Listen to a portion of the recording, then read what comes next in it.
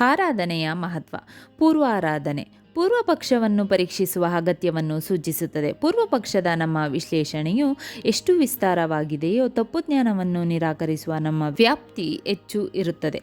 ಮಧ್ಯ ಆರಾಧನೆ ನಿಜವಾದ ಮತನಕ್ಕಾಗಿ ಮತ್ತು ಪೂರ್ವ ಪಕ್ಷ ಮತ್ತು ಸಿದ್ಧಾಂತಗಳ ನಡುವಿನ ಚರ್ಚೆಯನ್ನು ಸೂಚಿಸುತ್ತದೆ. ನಮ್ಮ ಮನಸ್ಸಿನಲ್ಲಿ ಆಕ್ಷೇಪಣೆಗಳನ್ನು ಹುಟ್ಟುಹಾಕುವುದು ಮತ್ತು ಆಕ್ಷೇಪಣೆಗಳಿಗೆ ಮತ್ತೊಮ್ಮೆ ಉತ್ತರಿಸುವುದು. ನಮಗೆ ನಾವೇ ಉತ್ತರದಾಯಿಗಳಾಗುತ್ತೇವೆ. ತಪ್ಪು ಜ್ಞಾನವನ್ನು ನಿರಾಕರಿಸುವ ಮೂಲಕ ನಾವು ಇತರರ ಅನುಮಾನಗಳನ್ನು ತೆಗೆದುಹಾಕುವುದು ಸಹ ಅಗತ್ಯವಾಗಿದೆ. ಉತ್ತರ ಆರಾಧನೆ ಸಿದ್ಧಾಂತ ರೂಪದಲ್ಲಿರುವ ಉತ್ತರ ಅಥವಾ ಉತ್ತರವನ್ನು ಸೂಚಿಸುತ್ತದೆ. ಅಂತೆಯೇ ಸಿದ್ಧಸ್ತು ಸಿದ್ಧಾಂತ. ಏನಿದು ಸಿದ್ಧಾಂತ? ಸಿದ್ಧಾಂತ ಎಂಬುದು ಅಂತಿಮವಾಗಿ ಸತ್ಯವೆಂದು ನಿರ್ಧರಿಸಲ್ಪಟ್ಟಿದೆ. ಆ ಸತ್ಯವೇ ನಮಗೆ ಪ್ರಸ್ತುತ ಜೀವನದಲ್ಲಿ ಮಾತ್ರವಲ್ಲ, ಮುಂದಿನ ಜೀವನಕ್ಕೂ ಮಾರ್ಗದರ್ಶನ ನೀಡುತ್ತದೆ. ಅದು ಮೋಕ್ಷಕ್ಕೆ ದಾರಿ. ಶ್ರೀ ಕೃಷ್ಣಾರ್ಪಣ ಮಸ್ತು.